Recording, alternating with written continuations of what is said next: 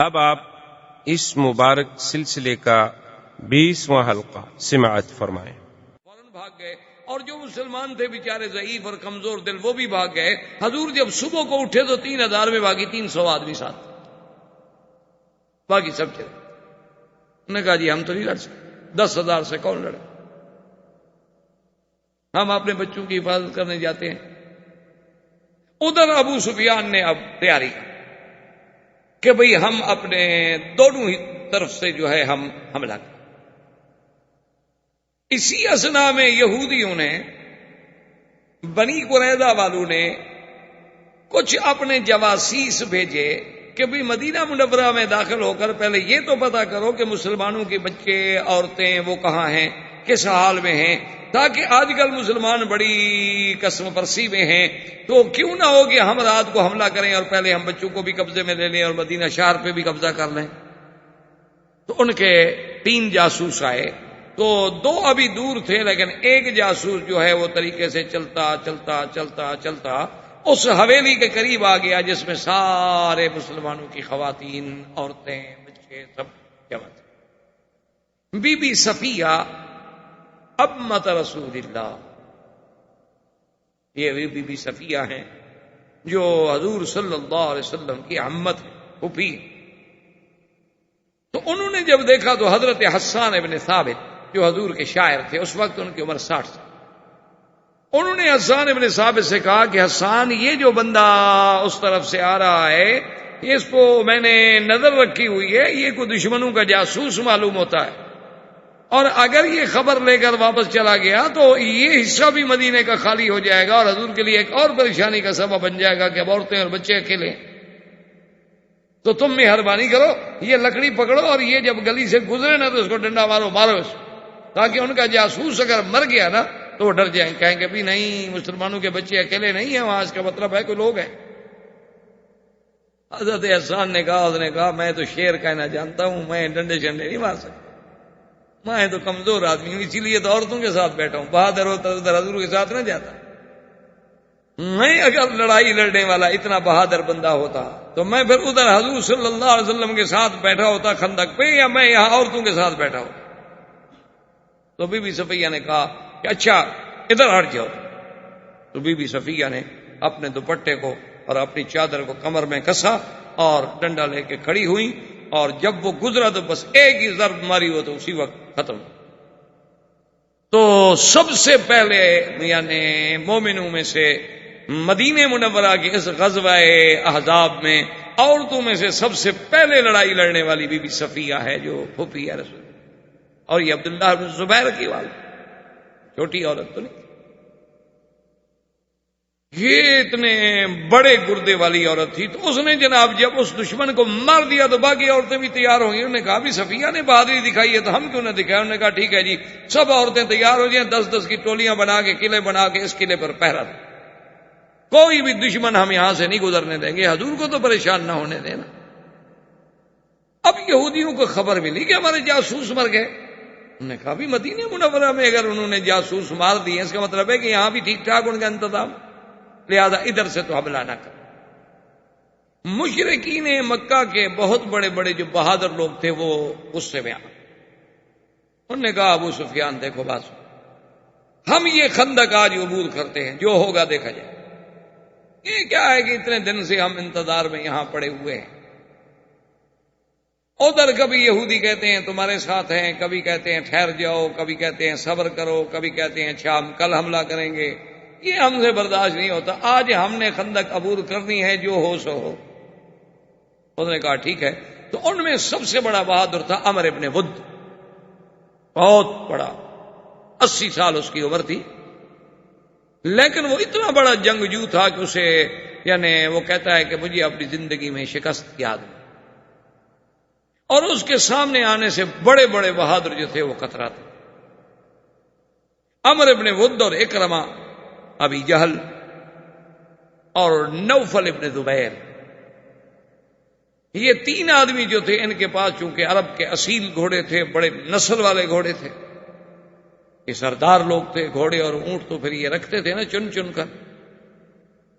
ابھی جہل کی جو اونٹنی تھی آپ حیران ہوں گے، اس زمانے ابو جہل کی اونٹنی جب ابو جہل مارا گیا نا، وہ مال غنیمت میں آئی، پھر حضور کے پاس آ گئی، تو حضور صلی اللہ علیہ وسلم جب اس پہ مکے پہ آئے تو مکے والوں نے کہا کہ اس ایک اونٹنی کے بدلے ہم سے 100 اونٹنی لے لیں، حضور مہربانی کریں ایک اونٹنی آپ ہمیں دے دیں، ہم سے 100 اونٹنی لے لیں۔ آپ نے فرمایا کہ نہیں، میں تو نیت کر چکا ہوں گی یہ ذبح ہوگی بنا، اب یہ تو قربان ہوگی۔ میں کہا حضور 100 اونٹ ذبح کر دیں، ایک اونٹنی تو چھوڑ دیا انہوں نے، کسی کو ذبح ہو۔ تو اس طرح ان کے پاس گھوڑے اور اونٹ تھے، تو ان تینوں نے کیا کیا کہ اپنے دور سے جا کر گھوڑے دوڑائے اور گھوڑوں نے جناب چھلانگ لگائی اور خندق عبور کر گئے۔ اب خندق عبور کرنے کے بعد جب آ گئے تو انہوں نے کہا مسلمانوں کوئی ہے تم میں ہمارا مقابلہ کرنے والا، میدان میں نکلو۔ لڑائی تو بعد میں ہوگی نا، پہلے مبارزت ہوتی تھی کہ ایک ایک آدمی برابر پہ لڑتے تھے۔ حضور صلی اللہ علیہ وسلم نے فرمایا کہ بھائی کون پہلے، عمر بن ود نکلا، عمر بن ود کے مقابلے پہ کون جاتا ہے؟ تو سب صحابہ وہ 300 میں سے کوئی ہمت نہ کر سکتا، اتنا روب تھا اس۔ حضرت علی رضی اللہ تعالیٰ عنہ کھڑے ہوئے، انہوں نے کہا کہ یا رسول اللہ فاذن لی، آپ نے فرمایا اجلس، بیٹھ جاؤ تم۔ حضرت بیٹھ گئے، اور اس نے دوبارہ للکارا، کسی مسلمان نے جواب نہ دیا۔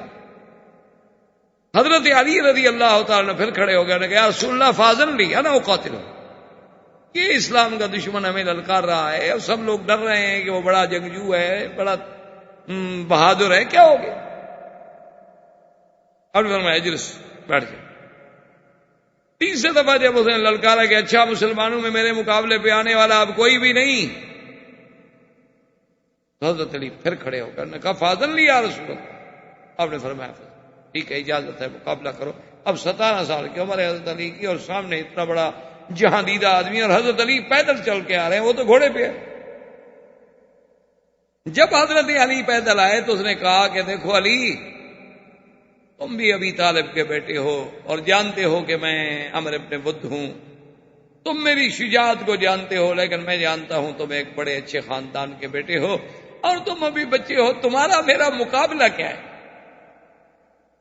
تم واپس جاؤ، کسی بوڑھے آدمی کو جو کھا پی چکا ہو اس کو میرے مقابلے پہ بھیجو، تم بچے ہو، جوان ہو، میں نہیں چاہتا کہ تم پہلی دفعہ میری تلوار کی زد میں آ جاؤ، تم جا کے کسی بوڑھے بندے کو بھیجو۔ حضرت علی نے فرمایا کیا کہہ رہے ہو؟ تمہاری شجاعت کے اگر دنیا میں چرچے ہیں تو سمتنی امی حیدرہ، میری ماں نے بھی تو میرا نام شیر رکھا تھا نا، تو کیا ہے، میں اگر چھوٹا ہوں تو کیا ہو گیا؟ تو عمر بن ود دیکھیں، اس کا اتنا قیمتی گھوڑا تھا، اترا اور غصے میں اپنے گھوڑے پہ تلوار ماری تو گھوڑا 2 ٹکڑے۔ کہنے لگا ایک بچے کے سامنے میں گھوڑے پہ چڑھوں اور وہ پیدل لڑے میرے ساتھ، یہ تو میرے لیے ذلت ہے، موت ہے کہ میں سوار ہوں اور ایک بچہ مجھے سڑک پہ کھڑا چیلنج کر رہا ہے۔ اسی غصے میں آ کر اس نے اپنے گھوڑے کو اتنی زور سے تلوار ماری کہ اس کی زین کو کاٹتے ہوئے گھوڑا 2 ٹکڑے ہو کے 2 حصوں میں تقسیم ہو گیا، اور اس کے بعد وہ دوڑا اور پوری قوت کے ساتھ سیدنا علی پہ حملہ کیا۔ کیونکہ حضرت علی خفیف آدمی تھے، حضرت علی رضی اللہ تعالیٰ نے جھول دے گئے، وہ اپنی قوت میں گرا اور حضرت علی نے ٹکڑے کر۔ جب وہ گرا اور حضور نے فرمایا اللہ اکبر، کہ یا اللہ، پہلی ابتدا تو خیر سے ہو گئی نا۔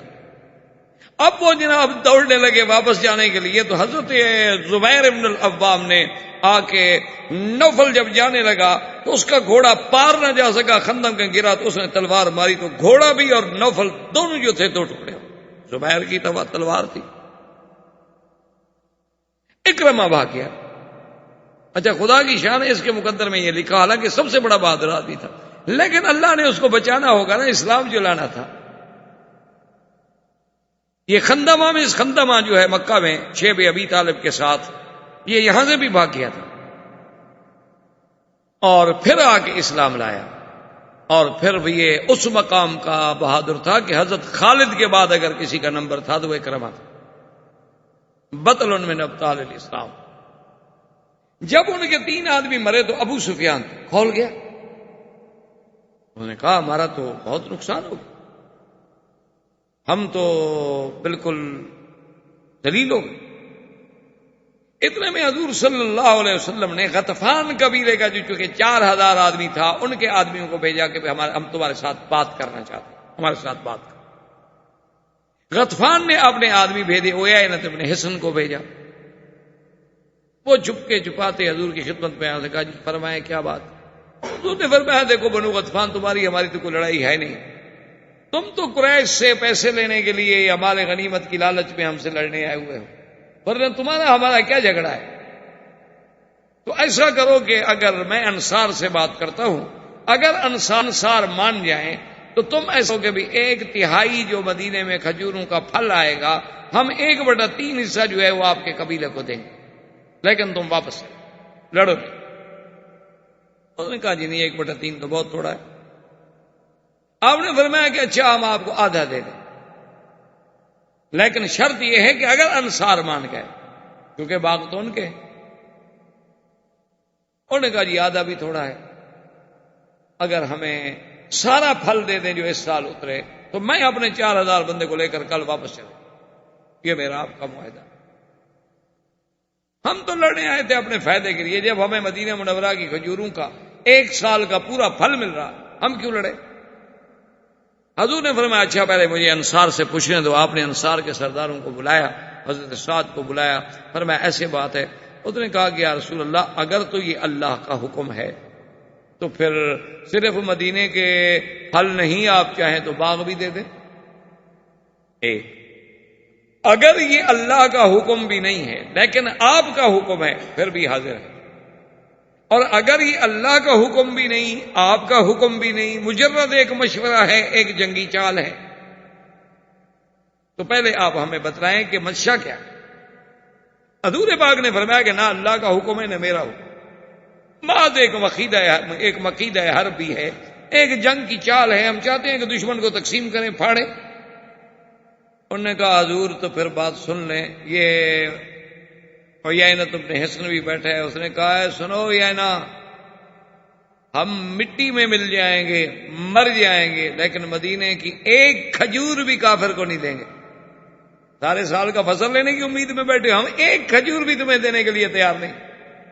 جاؤ تم بھی حملہ کرو کافروں کے ساتھ، کیا ہو گیا؟ ہم مر جائیں، شہید ہو جائیں، ہم اتنی دب جائیں کہ اب کافروں کو ہم خراج دیں، اب کافروں کو ہم اپنے فصل پیش کریں، یہ نہیں ہو سکتا۔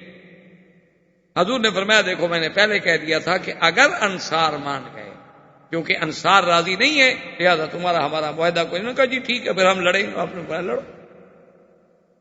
اسی اثنا میں کافروں نے ابو سفیان نے ایک اور پروگرام، اس نے کہا ایسا کرو کہ یہ یہودی جو ہے نا ان کا تو ابھی تک کوئی پتہ چل نہیں رہا، وہ حملہ ادھر سے کرتے نہیں، یہ کہتے ہیں کہ بھئی ہم تمہیں راستہ دینے کے لیے تیار ہیں، لیکن آخر اب 3-4 ہزار آدمی کا ادھر سے عبور کرنا تو آخر مسلمانوں کا بھی تو آدمی پہاڑوں پہ بیٹھے ہوئے دیکھ رہے ہیں نا، کوئی آسان بات تو نہیں۔ تو اس نے کہا ایسا کرو کہ پوری خندق پہ بیک وقت حملہ کرو، یہ جو ہے نا کہ کوئی ادھر سے کرے 1 آدمی 2 آدمی مقابلہ کرے، نہیں، بالکل گھوڑے تیار کر لو جن کے پاس اچھے گھوڑے ہیں، اور پوری خندق پہ ہم نے ایک ہی وقت میں حملہ کرنا ہے، تاکہ ان میں چلو ہم آدھے بھی اندر چلے گئے عبور کر گئے تو پھر تو جنگ ہم جیت گئے۔ حضور صلی اللہ علیہ وسلم کو پتہ چلا، سرکار دو جہاں صلی اللہ علیہ وسلم نے حکم دیا کہ اتنی ٹولیاں بناؤ اور پوری خندق پہ پہرا دو، اور ان سب کی فرمایا نگرانی جو ہے میں اللہ کا نبی خود کروں، کہ بھی ہلنا نہیں ہے، تیروں کی باڑ پہ رکھ لینا ہے، کسی دشمن کو اندر نہیں آنے ہے۔ تم اپنے ساتھ اتنے تیر رکھ لو، پتھر رکھ لو کہ ایک دفعہ برسات کر دو، اگر تیر ختم ہو جائیں تو پتھروں کی برداشت کر دو کہ کوئی دشمن اگر ایک دفعہ عبور کر گیا ان کا 50-100 آدمی تو پھر مشکل ہو جائے گا، 300 آدمی ہم سارے۔ تو آپ حیران ہوں گے کہ صبح کے بعد یہ لڑائی شروع ہوئی، ظہر، عصر، مغرب، یہ وہ دن ہے جس میں میرے مدنی پاک کی نمازیں قضا ہوں۔ حضور صلی اللہ علیہ وسلم عصر نہیں پڑھ سکے، مغرب نہیں پڑھ سکے، ظہر نہیں پڑھ سکے، آپ کی نمازیں قضا ہو گئیں، صحابہ کی نمازیں قضا ہو گئیں۔ حضرت عمر فرماتے ہیں کہ میں نے عصر اس حال میں پڑھی کہ سورج ڈوب رہا تھا اور میں اشاروں سے نماز پڑھ رہا تھا۔ جب مغرب ہو گئی، اندھیرا ہو گیا تو دونوں طرف سے جنگ تھم گئی، وہ تو رات کو تھم جاتی۔ حضور صلی اللہ علیہ وسلم نے اسی ترتیب سے نمازیں قضا کی۔ تو شرعی مسئلہ یہ ہے کہ مثلا آپ کی عصر قضا ہو گئی ہے تو آپ مغرب پڑھنے سے پہلے عصر ہاں اگر آپ مسجد میں گئے اور مغرب کی جماعت کھڑی ہو چکی ہے تو پھر آپ جماعت میں شامل ہو جائیں، مغرب پڑھ لیں، پھر عصر بعد میں. لیکن اگر جماعت خالی نہیں ہوئی، ابھی ٹائم ہے، تو آپ پہلے عصر پڑھ لیں اور پھر مغرب میں شامل، تاکہ آپ کی وہ ترتیب جو ہے وہ نہ. حضور پاک نے پہلے ظہر پڑھی، پھر عصر پڑھی، پھر مغرب پڑھی، اور اس کے بعد بیٹھ کے حضور نے دعا کی کہ یا اللہ ان ظالموں نے تیرے نبی کی نمازیں بھی قضا کی. میرا اللہ آج ہم اتنے خوف میں ہیں کہ ہم نماز بھی نہیں پڑھ سکتے. اور اس کے بعد وہ مشہور دعا ہے حضور صلی اللہ علیہ وسلم کی کہ اللہم استر عوراتنا، اللہم استر عوراتنا، آمن روآتنا، خفف لوآتنا، اللہم اہزمہم، اللہم انزل علیہم باسک الذی لا یرد عن القوم المجرمین، اللہم مزقہم کل ممزق. ادھر حضور دعا فرما رہے ہیں، صحابہ پریشان ہیں، اور ایک شخص جس کا نام تھا نعیم ابن مسعود، یہ کافروں کا بہت مانا ہوا آدمی، یہ چھپتے چھپاتے رات کی تاریکی میں پہنچا اور سیدھا حضور کی خدمت میں آیا اور کہنے لگا کہ حضور آپ کوئی دل میں خوف نہ کریں کہ میں بری نیت کے ساتھ آئی ہوں، اشہد اللہ الہ الا اللہ واشہد ان محمد رسول اللہ، میں شہادت دیتا ہوں آپ اللہ کے نبی ہیں. یہ اتنا بڑا واقعہ تھا کہ مسلمانوں پر جان کی بنی ہوئی ہے، معصور ہیں، اپنی جان بچا رہے ہیں. آج کوئی آدمی اسلام قبول کرے، حضور نے فرمایا اچھا نعیم تمہارے اسلام کو اللہ بھی قبول فرمائے، ہم نے بھی قبول کر لیا ہے. اس نے کہا حضور فامرنی، مجھے حکم دو. آپ نے فرمایا نعیم کیا حکم، تم ایک آدمی کیا کرو، ہم 300 تھے، چلو اب 301 ہو گئے، تو اللہ کے بندے کون سا کوئی پانسا پلٹ گیا جنگ کا، تم جو مجھے کہتے ہو حکم دو، تو ایک بندے کے اضافہ ہو جانے سے کیا ہو جائے. اس نے کہا حضور جنگ تو ایک آدمی بھی لڑ سکتا ہے، اگر آپ مجھے حکم دیں تو میں جنگ لڑ سکتا ہوں. میں فرمایا کیا کہہ رہے. اس نے کہا حضور بس اب میں چونکہ مسلمان ہو گیا ہوں، اب میرے لیے بڑا مشکل ہے کہ میں جھوٹ کیسے بولوں، اور دوسری بات یہ ہے کہ میں اب آپ کا کلمہ پڑھ چکا، آپ کو نبی مان چکا، آپ کی شان میں گستاخی کیسے کروں. اگر ان دو چیزوں کی مجھے آپ اجازت دے دینا تو میں جنگ لڑ سکتا ہوں اکیلا بھی. حضور نے فرمایا کہ جنگ میں تو جائز، الحرب خدعۃ، جنگ تو ہے ہی دھوکہ. تو نے کہا حضور اگر اجازت ہے نا تو میرے اسلام کا اعلان بھی نہ کریں، ابھی مجھے کسی کو پتہ نہیں کہ میں مسلمان ہو گیا ہوں، ابھی کسی بندے کو پتہ نہیں ہے کہ میں مسلمان ہو گیا، میرے اسلام کو آپ رات میں رکھیں، مجھے جانے دیں، انشاءاللہ اللہ کو منظور ہے تو میں ایک دن کے بعد آپ کو اچھی خبر دوں گا. حضور نے فرمایا نہیں تم کیا کرو گے. اس نے کہا حضور بس یہ بات مجھ پہ چھوڑ دیں. نہیں وہاں سے چھپتا تھا. اس نے کہا کہ پہلے ابو سفیان کے پاس جانے کے بجائے بنو قریظہ میں جاؤ، وہ طرف قریب تھی، وہ سیدھا جناب بنو قریظہ کے پاس پہنچا. رات کی تاریکی میں آواز دی تو کعب نے، ان کے سردار نے اس کو بلا لیا. اس نے کہا تم جانتے ہو میں کون ہوں؟ اس نے کہا نہیں میں ابن مسعود. اس نے کہا تم جانتے ہو میرا حضور کے ساتھ کتنی بڑی دشمنی ہے؟ کہیے بھیا باقی آپ تو حضور کے دشمن ہیں. اس نے کہا یہ بھی جانتے ہو کہ میرا تمہارے ساتھ ایک تعلق ہے اور میرے تمہارے ساتھ کچھ احسانات ہیں؟ انہوں نے کہا ہاں یہ بھی مان. بھائی تم بھی تو سردار ہو، اب تمہارے احسان ہیں تو کیا ہوا، ہم بھی سردار ہیں، ایک دوسرے پہ ہوتے رہتے. اس نے کہا تم جانتے ہو کہ میں آج رات کی تاریکی میں کیوں آیا ہوں؟ کہا نہیں یہ تو بتا. اس نے کہا میں تمہاری خیر خائی کے لیے آیا ہوں، لیکن اس بات کو اپنے پیٹ میں رکھنا. انہوں نے کہا کیا؟ اس نے کہا دیکھو 45 دن ہو گئے محاصرے کو، 45 دن میں ہم مسلمانوں کا ایک بندہ نہیں مار سکے، وہ ہمارے 4 مار چکے ہیں. ابو سفیان اور اس کی فوج میں بالکل اپنا دل ہار گئے ہیں، اور وہ فیصلہ کر چکے ہیں واپس جانے کا، اور وہ بھاگنا چاہتے ہیں، اور تمہیں کہتے ہیں کہ ادھر سے حملہ کرو. وہ مروانا چاہتے ہیں، اور یہ جنگ ہار گئے، وہ تو مکے چلے جائیں گے، ان کا تو کچھ بھی نہیں بگڑے گا. بنو غطفان چلے جائیں گے اپنے قبائل میں، تمہیں تو مسلمان نہیں چھوڑتے، تمہارے قبیلے کو تمہارے تو بوٹی بوٹی کر دیں گے مسلمان، کہ تم نے غداری کی ہے نا، اور تم مدینے کے رہنے والے ہو، تم کہاں بھاگو گے بدبخت. بنو نذیر کا حشر دیکھ لیا تھا. اس نے کہا یہ میں کیسے مان لوں کہ ابو سفیان بھاگ رہا ہے، وہ تو مکے سے لشکر لے گیا. اس نے کہا دیکھو میری ایک خیر خواہی ہے، مانو نہ مانو، لیکن میری بات کسی کو نہ کرنا، راز دل میں رکھنا، نہیں ماننا، بالکل نہ ماننا، میں تمہاری ایک خیر خواہی کے لیے بات کہہ رہا ہوں، سمجھ میں آ جائے غور کرنا اس پر، اگر نہ سمجھ میں آئے تو بس اس بات کو پھینک دینا۔ اس نے کہا بتاؤ؟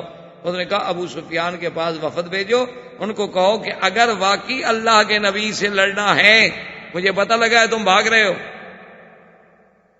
اگر لڑنا ہے تو اپنے 10 سردار بھیجو ہمارے پاس، وہ ہمارے قبائل کے ساتھ مل کے حضور پہ حملہ کریں گے، تاکہ اگر تم بھاگو تو ہم ان 10 کو تو پکڑ لیں اور ہماری تسلی ہو جائے۔ انہوں نے کہا، اس نے کہا اگر اس نے کہا وہ 10 آدمی نہ بھیجے تو سمجھ لینا وہ تمہیں مروانا چاہتا ہے، اور اگر 10 آدمی بھیج دے تو ابو سفیان سچا ہے، پھر ٹھیک ہے تم حملہ کرو حضور پر، ادھر سے ہم کریں گے ادھر سے تم کرو۔ اس نے کہا ٹھیک ہے۔ انہوں نے کہا بس اس بات کو دل میں رکھنا۔ اس نے کہا یار آج تم رہو۔ نے کہا خدا کے بندے میں چپ کے آیا ہوں، کل کی بات کرو، رات کیسے رہوں، صبح دن میں کیسے نکلوں میں؟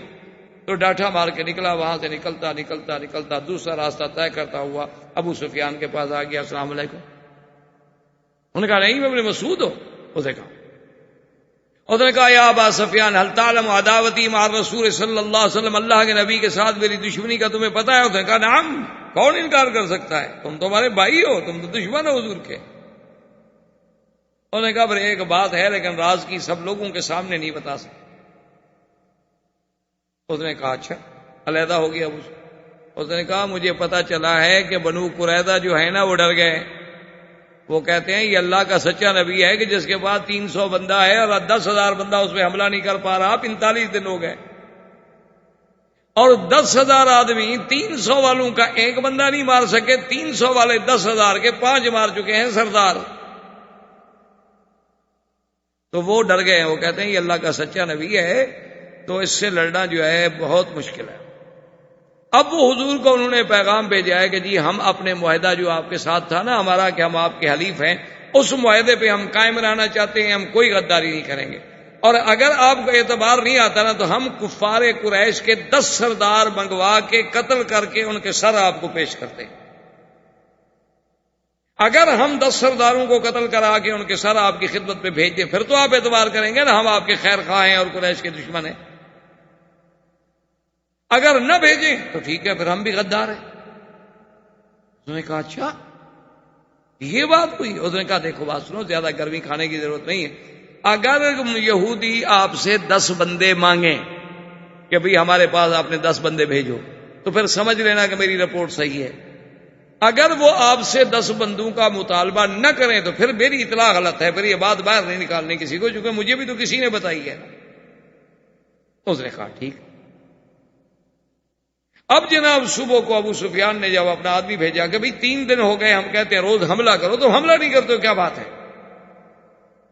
انہوں نے کہا ابو سفیان ہمیں پتہ چل گیا ہے تم ہمیں مراؤ ہو کہ ہم حملہ کر دیں گے، تم ادھر سے حملہ نہیں کرو گے، چونکہ آخر حضور بھی تو قریشی ہیں نا، لاکھ تمہاری جنگیں ہو جائیں، دیکھو نا پہلے تم عہد میں آئے لڑے، کیا کیا؟ مدینے پہ حملہ کیوں نہیں کیا؟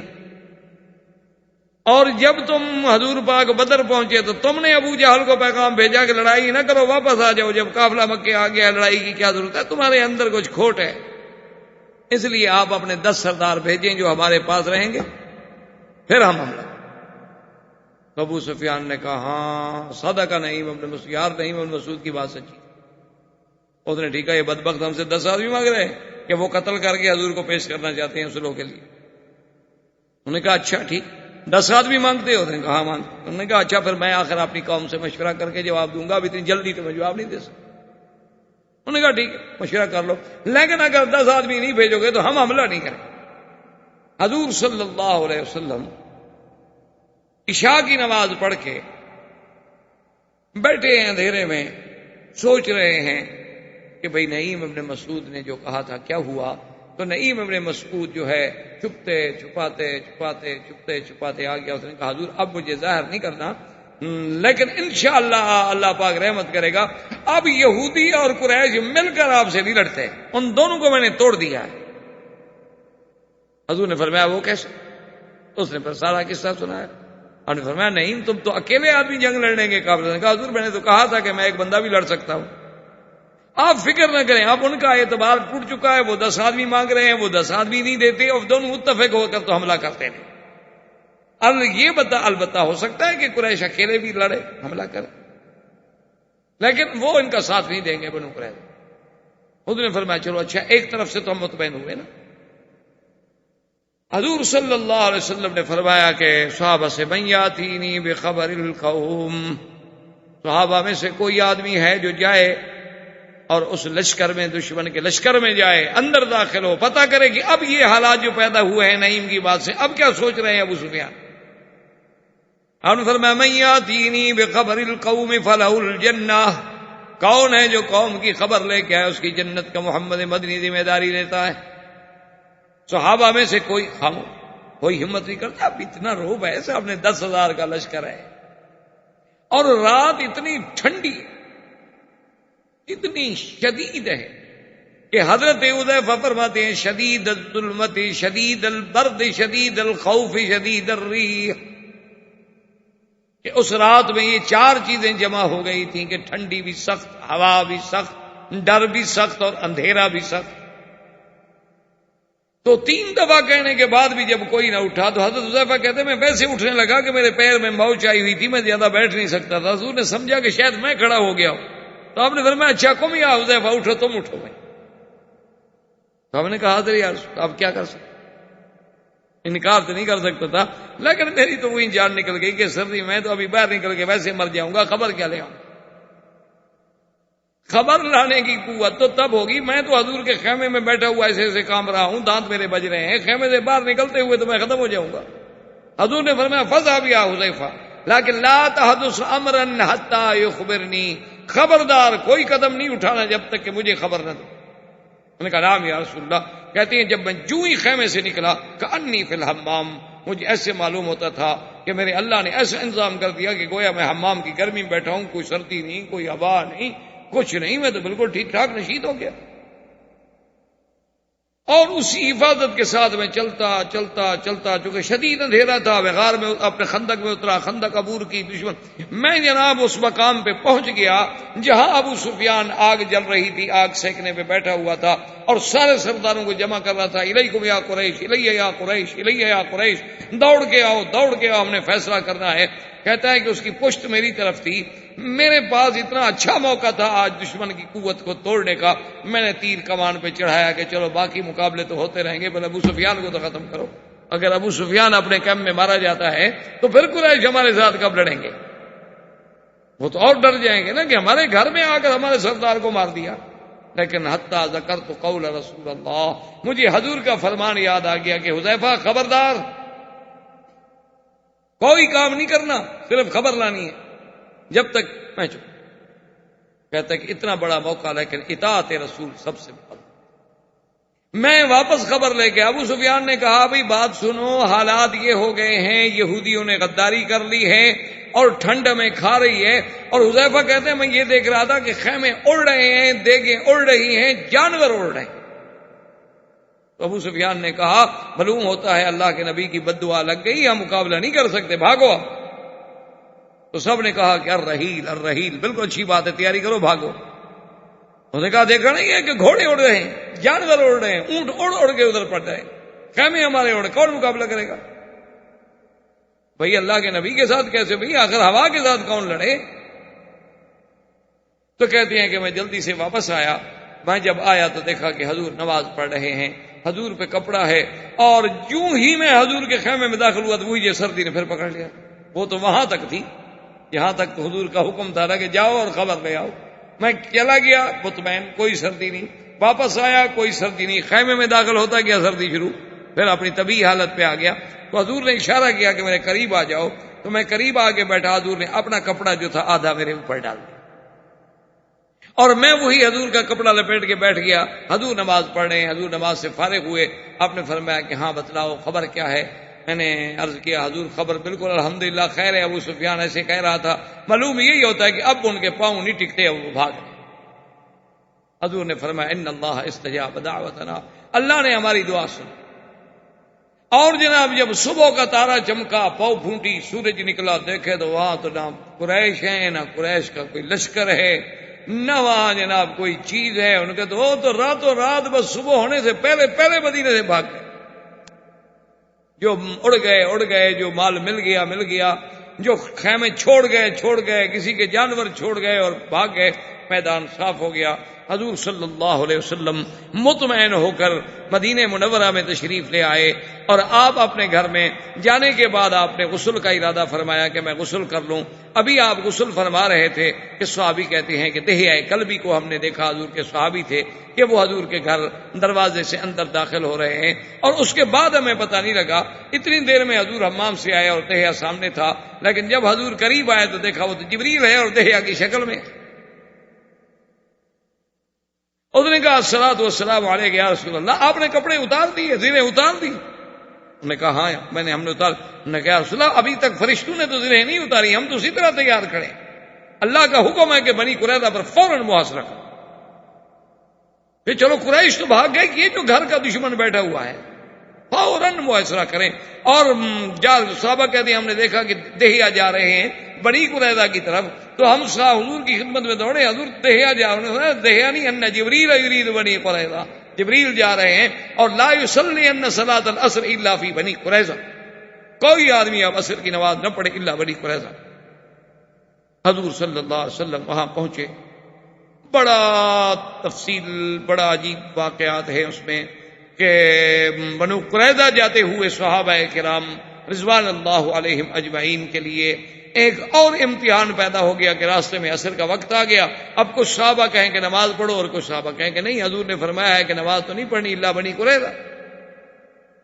بعد نے کہا اللہ کے بندے، لا یصلی ان صلاۃ العصر الا فی بنی قریظہ کا معنی یہ تھا کہ بھی جلدی کرو، وہاں پہنچو، یہ معنی تھوڑا ہے کہ راستے میں نماز بھی آ جائے اتنی پڑھنی۔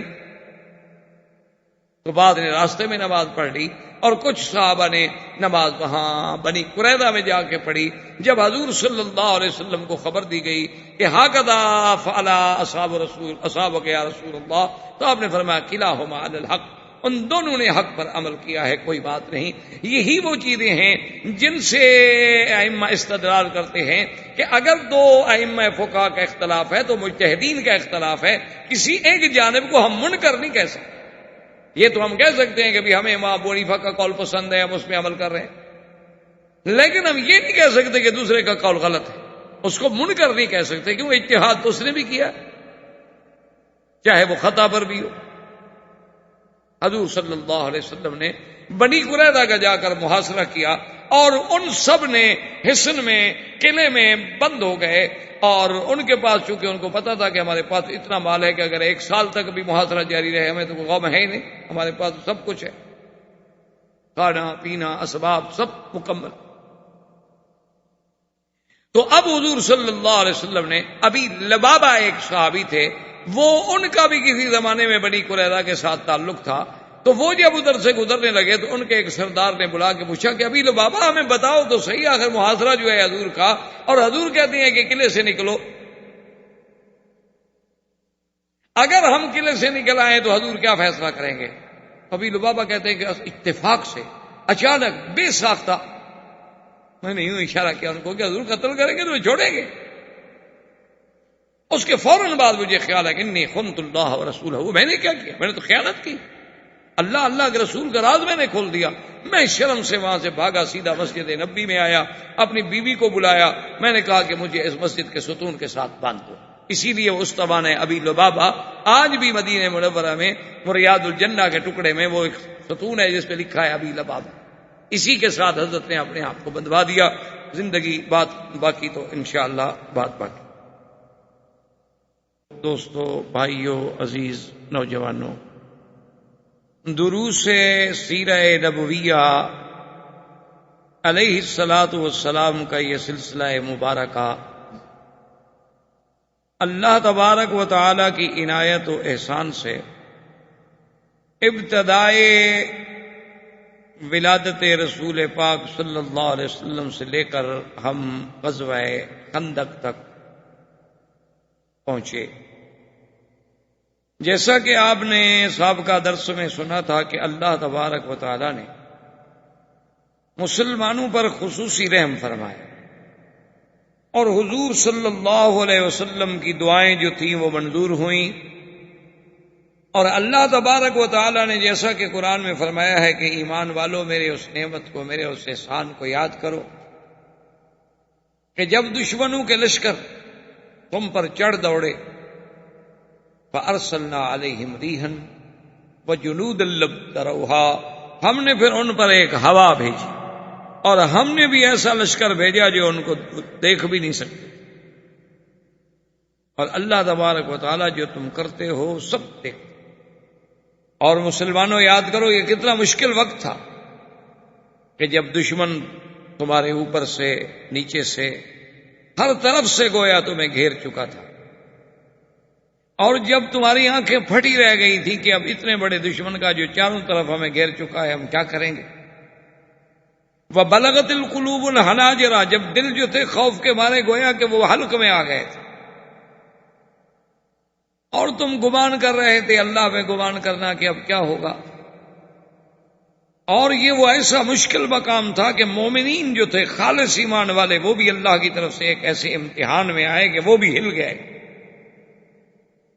اور یہ وہ ایسا مقام تھا کہ جب منافقوں نے یہ کہنا شروع کیا کہ بھئی جو اللہ کا وعدہ تھا اور جو حضور فرماتے تھے ہماری نصرت ہوگی، اسلام غالب آئے گا، میرا دین پوری دنیا پہ چھا جائے گا، یہ تو بعض باتیں تھیں۔ اور اس وقت کو یاد کرو کہ جب ان میں سے ایک جماعت کہہ رہی تھی کہ بھئی اے مدینے والو تمہارا تو اب کوئی ٹھکانہ نہیں رہا، دشمن نے ہر طرف سے گھیر لیا۔ اور جب منافقین بہانے بنا بنا کے میرے نبی کے پاس آتے تھے اور آگے کہتے تھے کہ ان بیوتنا عورہ وما ہی بعورہ، یا رسول اللہ ہمارے گھر خالی ہیں، اکیلے ہیں، صرف عورتیں ہیں، اور دشمنوں نے ہمیں ہر طرف سے گھیر لیا ہے، کم از کم ہمیں اجازت دیں کہ ہم جا کر اپنے بچوں کی نگرانی کریں، اپنے بچوں کی حفاظت کریں۔ اللہ نے فرمایا میرا مدنی یہ گھر والی بات نہیں تھی، نہ انہیں کو گھر کا غم تھا، اصل میں تو وہ چاہتے تھے یریدون الا فرارا کہ کسی طرح ہم بھاگ جائیں۔ حالانکہ وَلَوْ دُخِلَتْ عَلَيْهِمْ مِنْ أَقْطَارِهَا، اگر چاروں طرف بھی ان پر ایسے لوگ اور فوجی اور ہمراہ اور داخل ہو جاتے، ثُمَّ سُئِلَ الْفِتْنَةَ، پھر ان سے یہ طلب کیا جاتا کہ تم کافر ہو جاؤ، فوراً آ جاتے۔ یعنی جب اسلام کے لیے بلایا جا رہا ہے تو اب بہانے بنا رہے۔ وَلَقَدْ كَانُوا عَاهَدُوا اللَّهَ مِنْ قَبْلُ لَا يُوَلُّونَ الْأَدْبَارَ، حالانکہ یہ پہلے اللہ سے عہد کر چکے تھے کہ ہم کبھی پشت دے کر نبی کو نہیں چھوڑیں گے، ہم پورا پورا ساتھ دیں گے۔ وَكَانَ عَهْدُ اللَّهِ مَسْئُولًا، اللہ کے ساتھ جو وعدہ کیا جائے اس کے بارے میں تو پھر سوال ہوگا۔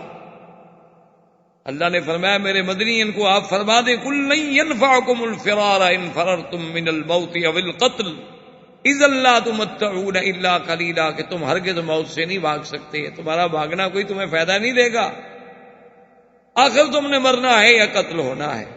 چلو اگر کچھ دن بچ بھی گئے تو ایک مدت عارضی ہے جس کا تم نے نفع اٹھانا ہے۔ قُلْ مَنْ ذَا الَّذِي يَعْصِمُكُم مِّنَ اللَّهِ إِنْ أَرَادَ بِكُمْ سُوءًا أَوْ أَرَادَ بِكُمْ رَحْمَةً، آپ میرے نبی ان سے کہہ دیں کہ کون ہے اللہ کے سوا جو تمہیں بچائے اگر اللہ تمہیں نقصان دینا چاہے، یا کون ہے جو اللہ کی رحمت کو روکے اگر اللہ رحمت دینا چاہے۔ اللہ کے سوا تو کوئی ان کا دوست نہیں، کوئی مددگار نہیں۔ تو یہ سارے واقعات الحمدللہ قرآن کی آیات میں نے اس لیے پڑھ لی تاکہ خندق کا پورا تفصیل سے آپ واقعہ پڑھ چکے ہیں، تو جب آدمی کے ذہن میں وہ واقعہ ہو اور پھر قرآن کو پڑھے تو پھر قرآن سمجھنے میں اس کو آسانی آتی ہے کہ اب میں یہ آیت پڑھوں ہاں اس کا واقعہ یوں تھا۔ تو غزوہ خندق کے بعد جب اللہ نے مسلمانوں کو فتح دے دی اور کفار کو اللہ تبارک و تعالیٰ نے ہوا سے تباہ و برباد کر دیا، ان کے خیمے اڑ گئے، جانور اڑ گئے، دیگیں اڑ گئیں، سب کو چھوڑ چھاڑ کے بھاگ۔ اور یہ اتنی بری شکست تھی کہ 10,000 کا لشکر 45 دن تک محاصرہ کر کے بیٹھا رہے۔ 10,000 آدمی کا 45 دن کا خرچہ، اور وہ بھی فوج کا خرچہ، کھانا پینا، مصاریف، جانور، ان کے گھاس، اور 45 دن میں کچھ بھی حاصل نہ کرے اور ناکام و نامراد ہو کے لوٹ جائے، کچھ بھی پلے نہ پڑے، اس سے بڑی عظیمت کیا ہو سکتی۔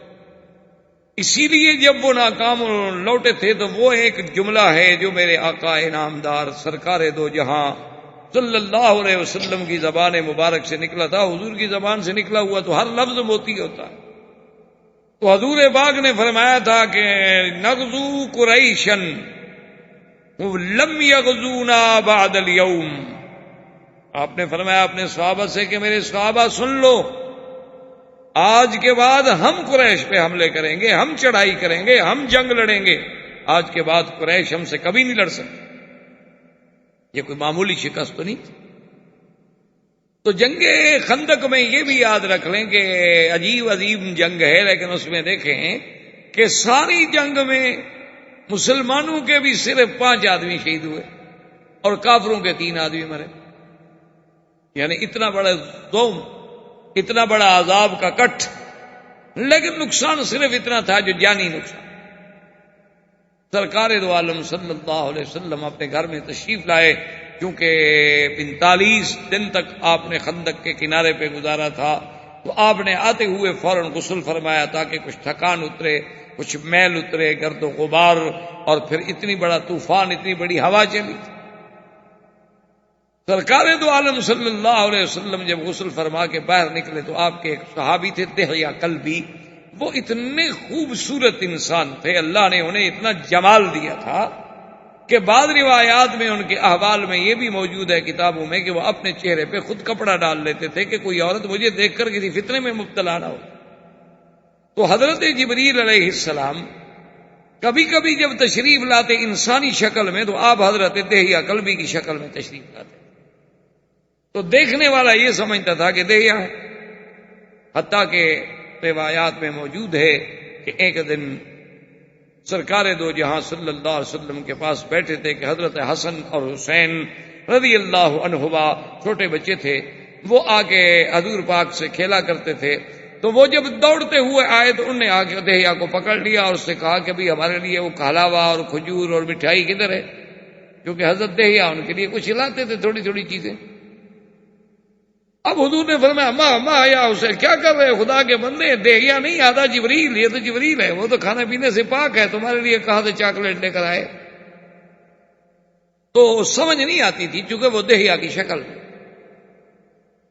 تو حضرت جبریل حاضر ہوئے، سلام کیا، انہوں نے کہا کہ یا رسول اللہ آپ نے غسل بھی فرما لیا، آپ نے یعنی زرہ بھی اتار دی اور جنگی ساز و سامان بھی اتار دیا، لیکن ہم نے تو ابھی تک نہیں اتارا، فرشتے تو ابھی تک اسی لباس میں کھڑے ہیں۔ اللہ کا حکم ہے کہ فوراً بنی قریظہ کا محاصرہ کیا۔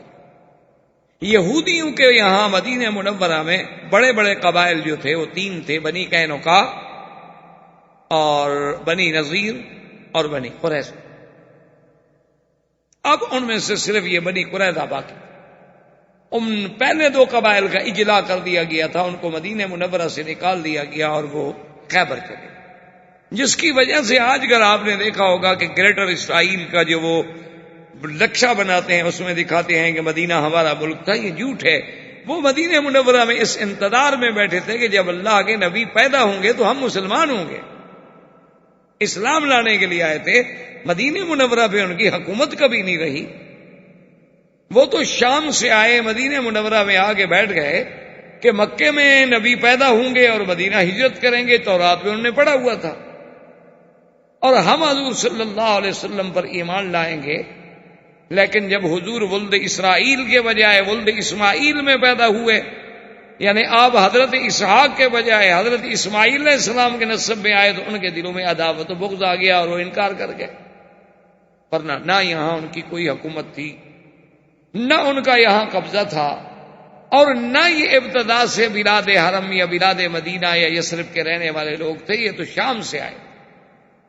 بلکہ حضور صلی اللہ علیہ وسلم کے آنے کے وقت میں تھوڑے تھوڑے حالات ایسے پیدا ہوئے تھے کہ عبداللہ ابن ابی جو تھا اس کو مدینہ کا سردار بنا دیا جائے، لیکن ابھی اس کو بھی نہیں بنایا گیا تھا، یعنی اس کی سرداری کی باتیں چل رہی تھیں۔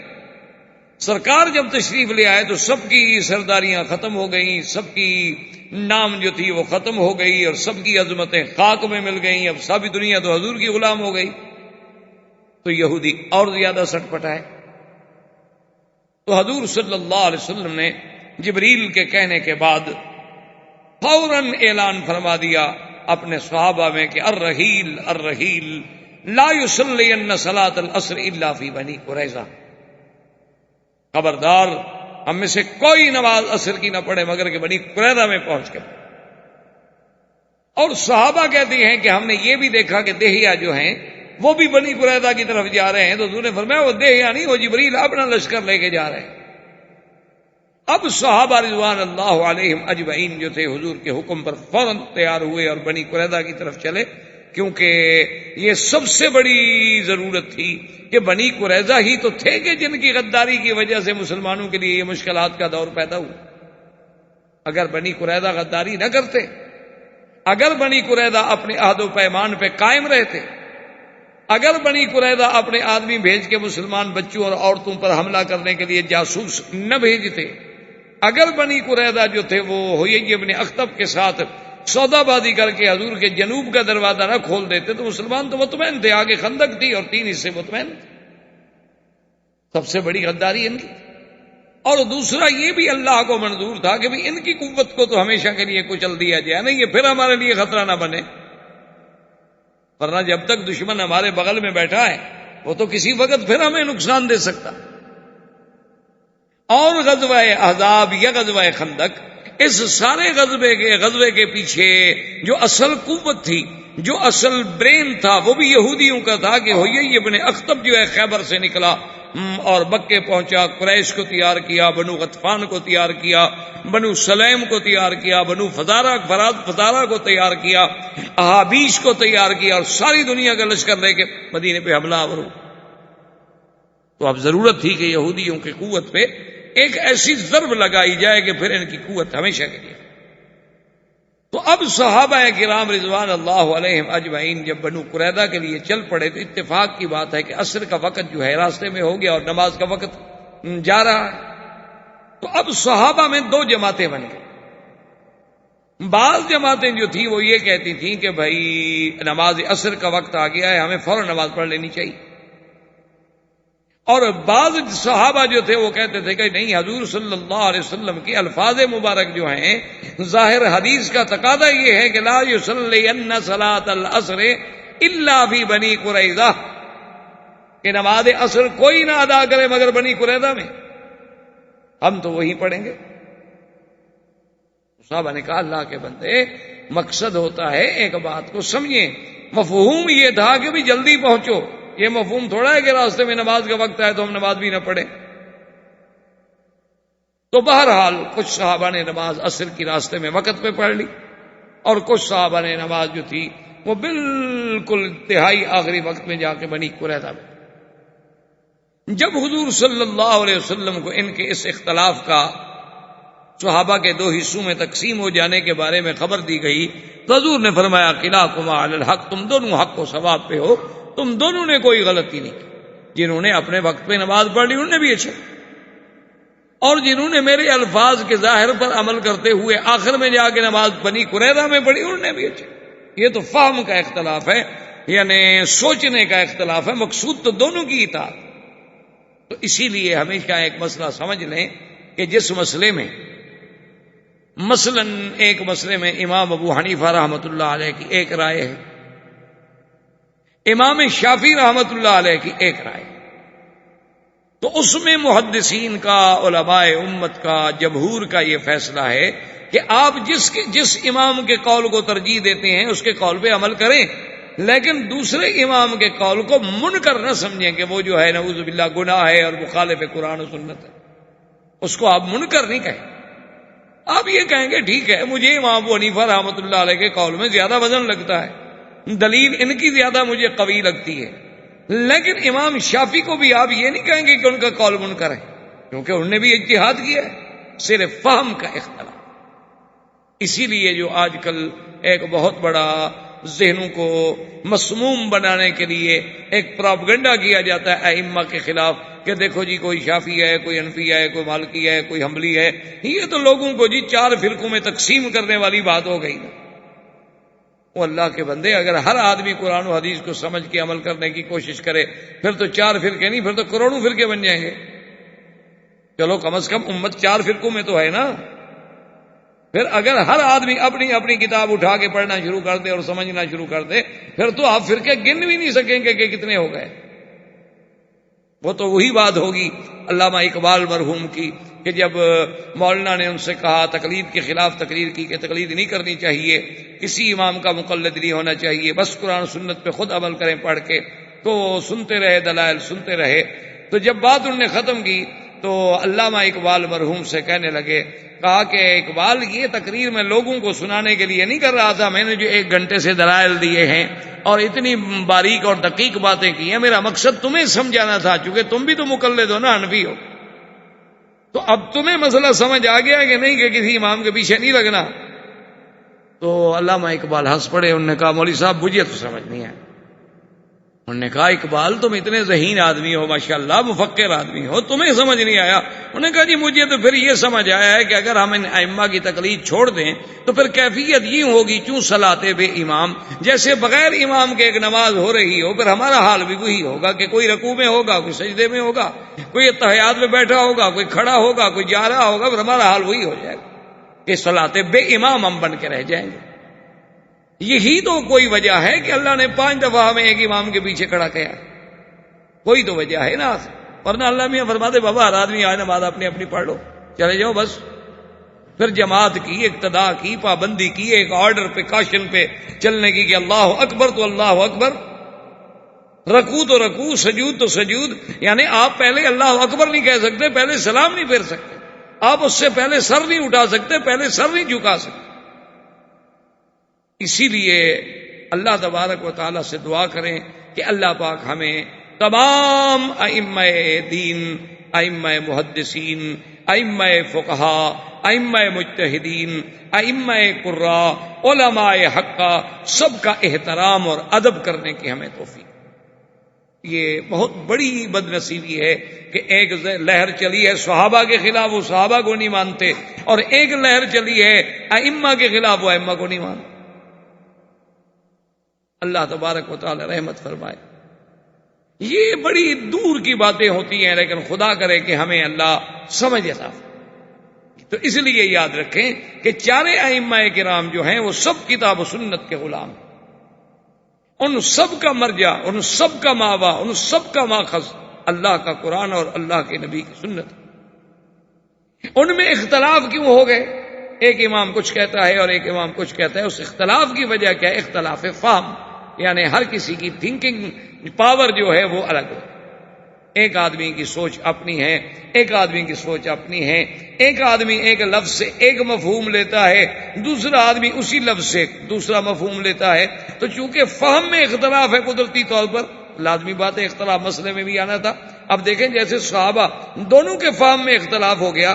ایک کہتے ہیں نماز پڑھ لو، مقصد ہے کہ جلدی پہنچو. ایک کہتے ہیں کہ نہیں، ہم بڑی قلعہ کے بغیر نماز نہیں پڑھیں گے. اب دونوں نے حالانکہ الگ الگ کیا کام، لیکن حضور نے دونوں کو صحیح قرار دیا. اسی لیے ائمہ کے اندر چاہے آپس میں کتنی اختلاف ہو جائے، وہ اختلاف بدنیتی پہ مبنی نہیں ہوتا، وہ اختلاف بربنائے فہم ہو. اور دوسرے اختلاف کی وجہ یہ ہوتی ہے، یاد رکھیں کہ حضور سے ایک صحابی نے حدیث سنی اور وہ جہاد کے لیے جو نکلے چلے گئے جناب، وہ تو ہندوستان پہنچ گئے، وہ واپس مدینے پلٹے ہی نہیں. اب انہوں نے جو جو مسئلے سنے تھے وہ تو وہی سمجھاتے چلے جائیں گے، کیونکہ واپس جو ان کے بعد احکام آئے ہیں وہ تو ان کو پتہ ہی نہیں بیچاروں. اور انہوں نے جہاں جہاں دین پھیلایا لوگ اسی کو پکڑتے گئے، وہ دوسری بات سننے کے لیے تیار ہی نہیں. تو اس وجہ سے بھی اختلاف.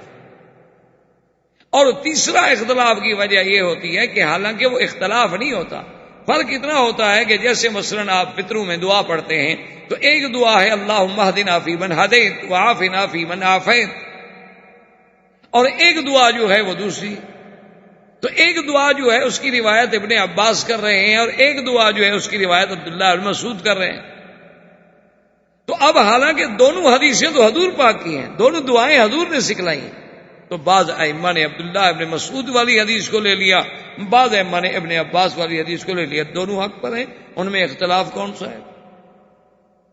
اب ایک آدمی نماز کے بعد دعا مانگتا ہے اللہم انی ظلمت نفسی ظلما کثیرا فانہ لا یغفر الذنوب الا انت، اور ایک آدمی یہ دعا نہیں مانگتا، وہ کہتا ہے اللہم انی اعوذ بک من القبر واعوذ بک من فتنة المسیح الدجال واعوذ بک من فتنة المحیا وفتنة الممات واعوذ بک من المأثم والمغرم وغلبۃ الدین وقہر الرجال.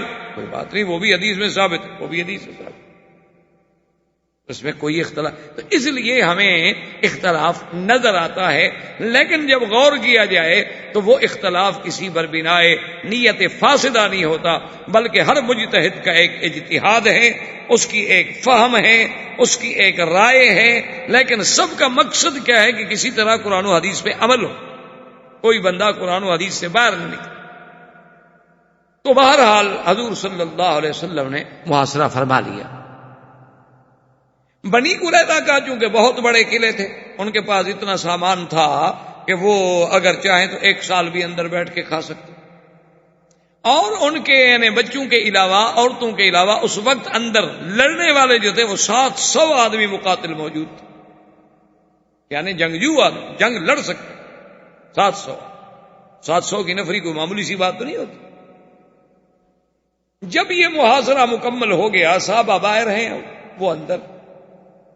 حضرت ابی لبابہ رضی اللہ تعالی عنہ ایک صحابی ہیں میرے مدنی سرکار کے، آپ مدینے پاک جاتے ہیں، آپ نے دیکھا ہوگا استوانہ ابی لبابہ، ریاض الجنہ میں جائیں نا تو لکھا ہوتا ہے استوانہ سیدہ عائشہ، استوانہ ابی لبابہ، استوانہ حرس، استوانہ الوفود، یہ وہ سب مقام ہے جہاں حضور صلی اللہ علیہ وسلم بیٹھتے تھے، جہاں حضور پر پہرا دینے والے بیٹھتے تھے، جہاں وفد آ کے ملتے تھے، جہاں ابی لبابہ کا واقعہ پیش آیا تھا، اور بی بی عائشہ کا ستون جو ہے جس پہ نام ہے استوانہ عائشہ، حضور نے انہیں فرمایا تھا کہ عائشہ یہاں ایک مقام ہے جہاں اللہ تبارک و تعالیٰ دعا قبول فرماتے ہیں، تو بی بی عائشہ اکثر وہاں آگے دعا مانگتی تھیں، نمازیں پڑھتی تھیں، تو اس وجہ سے ان کی نسبت۔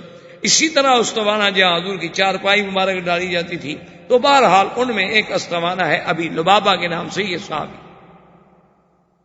ان کا بھی اسلام سے قبل یہودیوں کے ساتھ آنا جانا اٹھنا بیٹھنا تھا، تو اس محاصرے کے دوران میں انہوں نے اوپر سے جب دیکھا کہ ابھی لبابہ کھڑے ہیں تو انہوں نے کہا ابھی بات تو سنو، کبھی ہم بھی تو تمہارے دوست ہیں، ہمیں ایک بات تو بتلاؤ کہ اگر حضور فرماتے ہیں کہ قلعہ کھول کر نیچے اتر آؤ اور میں تمہارے درمیان میں جو فیصلہ ہوگا کروں گا، اگر ہم حضور کی بات مان لیں اور قلعے کے دروازے کھول دیں اور نیچے اتر آئیں تو بتاؤ تمہارا کیا خیال ہے، حضور ہمارے ساتھ کیا معاملہ کریں گے؟ تو ابھی بابا کہتے ہیں کہ بے سخت تھا، بغیر سوچے سمجھے میں نے اشارہ کر دیا کہ آپ قتل کریں گے اور کیا کریں۔ وہ کہتے ہیں بات تو ہو گئی، لیکن میرے تو پاؤں کے نیچے زمین نکل گئی کہ میں نے یہ کیا کیا، میں نے سرکار دو جہاں کا راز کھول دیا۔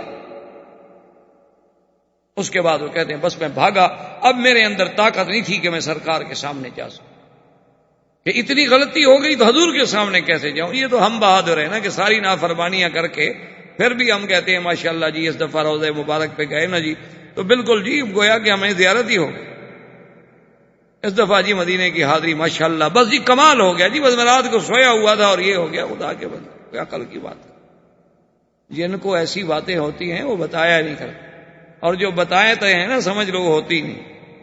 ایک بات ہمیشہ یاد ہے، جو برتن خالی ہو نا وہی بچتا ہے۔ تو بہرحال ابھی لبابہ آئے سیدھے مسجد نبوی میں، اپنی بیوی کو بلایا، کہا کہ رسی لے آؤ۔ بیوی حیران، رسی لے آئی، کیا کروں؟ انہوں نے کہا مجھے ستون کے ساتھ باندھ دو، میں مجرم ہوں۔ ٹھیک ہے جی باندھ۔ میں کہا دیکھو نماز کے وقت مجھے کھول دیا کرو، کیونکہ نماز تو میں نے پڑھنی، اور نماز جب ختم ہو جائے لوگ چلے جائیں مجھے پھر باندھ دو۔ حضور صلی اللہ علیہ وسلم کو خبر دی گئی کہ یا رسول اللہ ابھی لبابہ تو وہاں ستون کے ساتھ بندھے ہوئے ہیں۔ حضور نے فرمایا کیا بات ہو گئی؟ انہوں نے کہا جی انہوں نے کوئی ایسی بات کہہ دی ہے اور وہ بیچارے نے اپنے آپ کو ستون سے باندھ رکھا ہے۔ حضور نے فرمایا دیکھو اگر ہمارے پاس آتا تو ہم اللہ سے اس کے لیے معافی مانگتے، لیکن اس نے اب معاملہ سپریم کورٹ میں دے دیا ہے تو ہم کیا کر سکتے ہیں؟ اب تو اللہ جانے اور ابھی لبابہ جانے، اب تو جو فیصلہ ہوگا پھر اللہ فرمائیں گے، ہم تو نہیں دخل دے سکتے۔ تو اسی اثنا میں ایک یہودیوں میں تھا کعب بن اسعد، وہ ان کا بڑا فہم والا آدمی، اس نے تمام یہودیوں کو وہی کعب بن اشرف کی حویلی میں، جو بڑے بڑے ان کے یعنی فکر والے سوچ والے صاحب رائے تھے، ان کو بلایا اور کہا کہ دیکھو اس مسئلے کا حل جو ہے میں نے سوچا ہے، میری رائے میں 3 طریقے ہیں، ان کے علاوہ مجھے کوئی حل نظر نہیں آتا۔ انہوں نے کہا جی بتلائیں وہ کیا؟ اس نے کہا کہ پہلا طریقہ تو یہ ہے کہ دیکھو نا تم سب جانتے ہو کہ ان محمدن صلی اللہ علیہ وسلم نبی خاتم الانبیاء، یہودیوں تم سب جانتے اللہ کا نبی محمد مصطفیٰ سچا نبی اور خاتم الانبیاء ہیں، آخری نبی۔ جب یہ بات جانتے ہو تو ضد میں آگے کیوں اڑے ہوئے؟ خام خواہ ضد کرنے کی کیا ضرورت ہے؟ اعلان کرو مسلمان ہو جاؤ، بات ختم، ہمیشہ کے لیے مسئلہ ختم کرو۔ انہوں نے کہا اچھا ٹھیک ہے، تم دوسری بات۔ انہوں نے کہا دوسری بات یہ ہے کہ ہم اپنی عورتوں کو اور اپنے بچوں کو اپنے ہاتھوں سے قتل کر کے کنویں میں ڈال دیتے ہیں، دفن کر دیتے ہیں، تاکہ نہ عورتیں ہوں گی، نہ بچے ہوں گے، نہ ہمیں ان کا غم ہوگا، نہ یہ ہمیں دل میں درد ہوگا کہ ہمارے بعد مسلمان ہماری لڑکیوں کو، ہماری عورتوں کو لے جائیں گے۔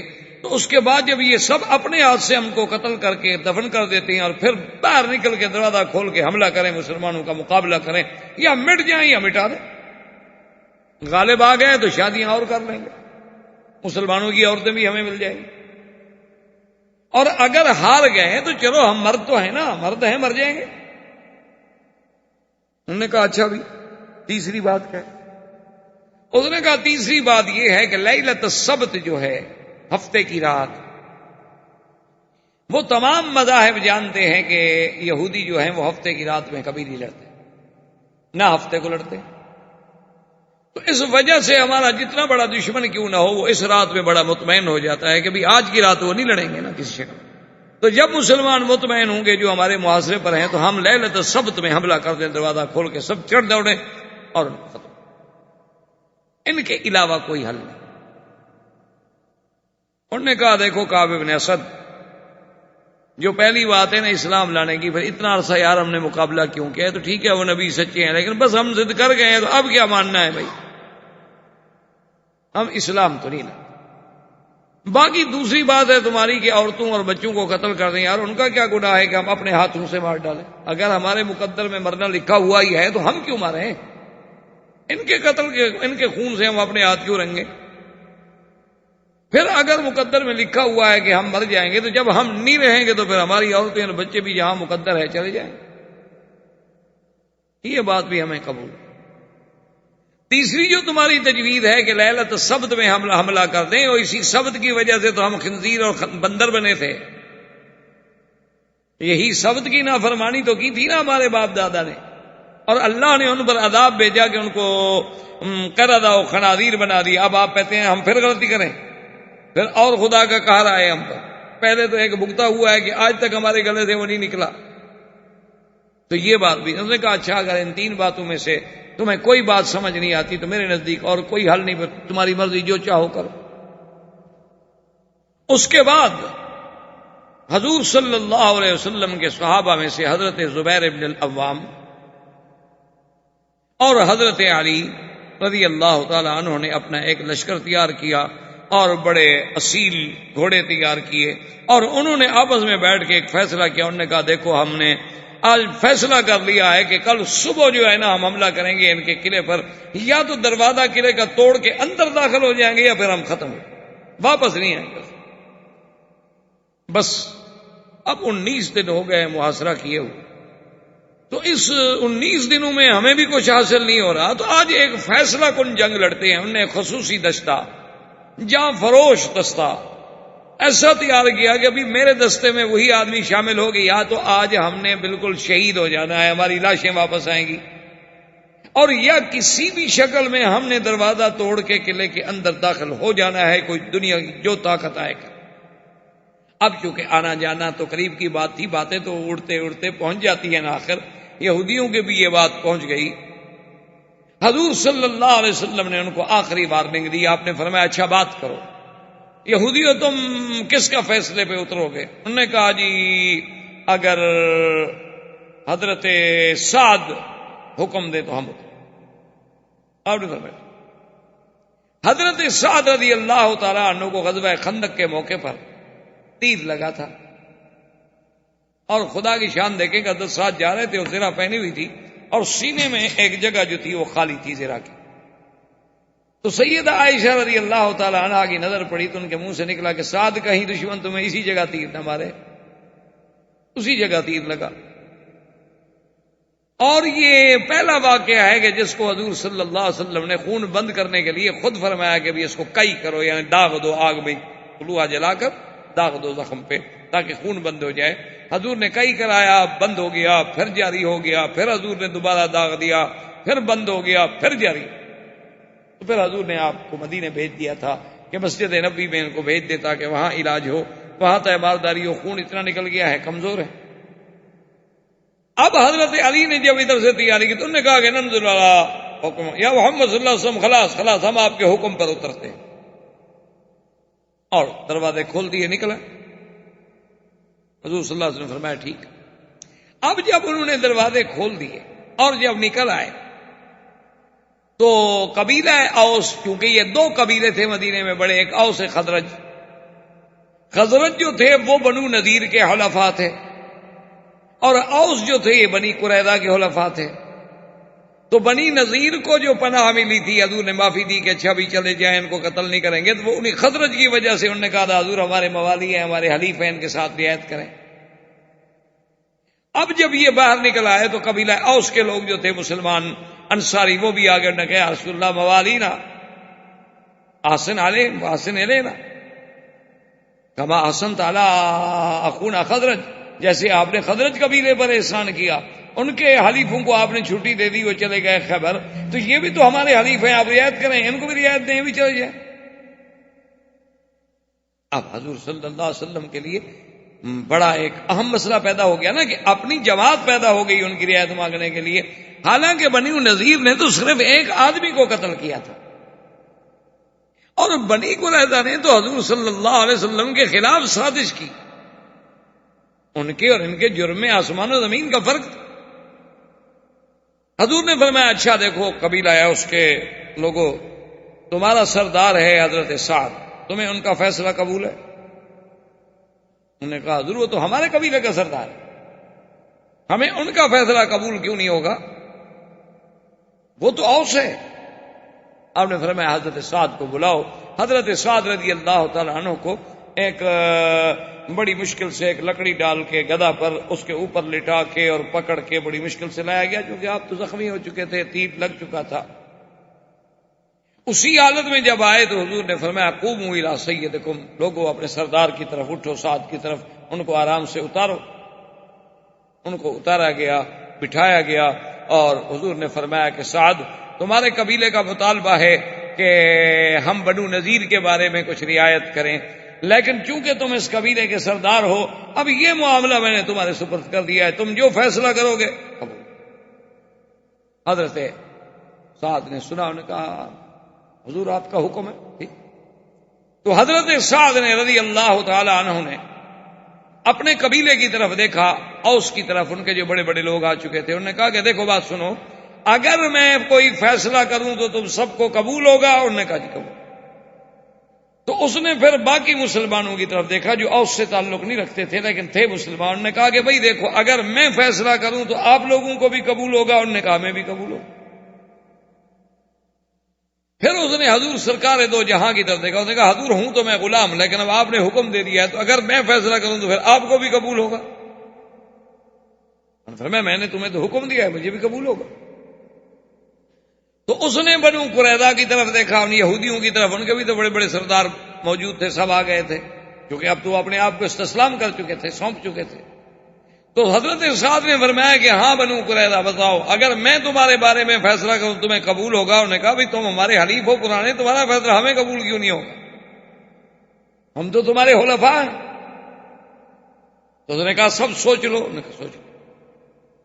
تو اس نے کہا کہ یا رسول اللہ صلی اللہ علیہ وسلم، میرا فیصلہ یہ ہے کہ ان کے جتنے مرد ہیں ان کو قتل کر دیا جائے، ایک بھی نہ چھوڑے، اور جتنا ان کا مال ہے وہ مال غنیمت ہے، اور جتنی عورتیں بچے غلام سب سبایا ہیں غلام۔ حضور نے فرمایا اللہ اکبر، اللہ اکبر یا سعد، سعد اللہ کی بڑی شان ہے، قضیت بکتاب اللہ، تو نے تو وہی فیصلہ کیا جو اللہ نے عرش سے فیصلہ کہ ان کو معافی نہیں دی جا سکتی۔ حضور صلی اللہ علیہ وسلم نے حکم دے دیا کہ 700 آدمی کو قتل۔ خدا کی شان ہے کہ ایک ان میں سے یہودی تھا، تو محمد ابن مسلمہ ایک صحابی تھے، وہ اس کو لے کے، عمر ابن سعدی اس کا نام تھا، اس کو لے کے آ گیا. انہوں نے کہا یا رسول اللہ ایک دفعہ مجھے اس نے پناہ دی تھی، اپنے گھر میں مجھے بچایا تھا، مجھ پر اس کا ایک احسان ہے، میں اس کو معافی دینا چاہتا ہوں، پناہ دینا چاہتا ہوں، اگر آپ مہربانی کریں. تو آپ نے فرمایا کہ اچھا، اگر کسی نے ہمارے مسلمان کی جان بچائی تھی ہم تو غداروں کو سزا دینا چاہتے ہیں. ایک لڑکا تھا رفع ابن قریظہ، وہ بالغ نہیں تھا اور بڑا خوبصورت بچہ تھا، اس کے لیے کچھ مسلمان عورتیں رونے لگ گئیں کہ اصل یہ تو بچہ ہے، یہ تو بیچارہ ابھی بالغ ہی نہیں ہوا، اس کی تو ابھی مونچھیں نہیں پھوٹی، اس نے تو کوئی لڑائی ولائی نہیں لڑی ہمارے ساتھ، اس کو مہربانی کر کے چھوڑ دیں. ہم نے فرمایا اچھا اس کو بھی چھوڑ. اچھا خدا کی قدرت ہے، جب ان دونوں کو چھوڑ دیا انہوں نے کہا جی ہم تو نہیں جاتے، ہم مسلمان ہوتے ہمیں کلمہ پڑھوا دیں.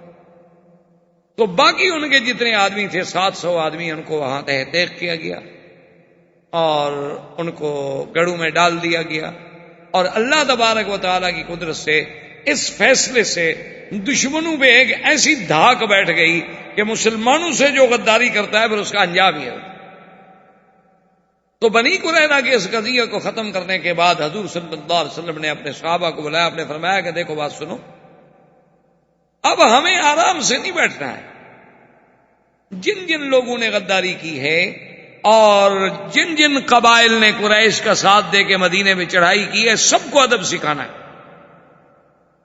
حضرت محمد ابن مسلمہ کو آپ نے فرمایا کہ تم 1000 کا لشکر لے کر فوراً جاؤ، اور فوراً جانے کے بعد تم جو ہے بنی تغلب اور فلاں فلاں قبیلوں پر حملہ کرو، ان ظالموں پر جنہوں نے کفار قریش کے ہمارے معاہد تھے، ہمارے ان کے ساتھ معاہدے تھے، لیکن اس کے باوجود وہ دشمن کے ساتھ مل کے مدینے پہ چڑھائی کرنے کے لیے آ گئے. تو حضرت محمد ابن مسلمہ 1000 کا لشکر جرار لے کے چلے. بڑی لمبی تفصیل ہے اس واقعے کی الگ. آگے جب کافروں کو پتہ چلا کہ آپ مسلمانوں کا لشکر آ رہے ہیں، وہ تو بھاگ گئے، وہ پہاڑوں میں چھپ گئے. ان کو پتا تھا کہ ہم نے بدعہدی کی ہے، حضور ہمیں سزا دیں گے، وہ بھاگ گئے. لیکن اللہ نے مہربانی کی کہ 30,000 کے قریب تو بھیڑ بکریاں ملی اور کئی سینکڑوں اونٹ ملے. وہ محمد ابن مسلمہ وہ سارا مال لے کے واپس آ گیا کہ چلو ان کو اتنی سزا ہی کافی، چلو بھاگ گئے، لڑائی تو نہیں لڑی، چلو کم از کم ان کو اور نہیں تو مالی نقصان کو مذاق تو نہیں 30,000 بکری ایک قبیلے کی چلی جائے اور مسلمانوں کے لیے اتنی بڑا مال مل رہا ہے. اچھا اللہ کی شان دیکھیں کہ جب یہ لڑائی لڑ کے، یعنی لڑائی تو ہوئی نہیں، وہ کافر بھاگ گئے. اسی طرح حضور صلی اللہ علیہ وسلم نے بنی غطفان کے خلاف، اسی طرح بنو اسد کے خلاف، اسی طرح حضور صلی اللہ علیہ وسلم نے اور بنی فزارہ کے خلاف جتنے جتنے قبائل احابیش کے تھے سب کے خلاف حضور نے چڑھائی کا حکم دیا کہ سب کو سزا.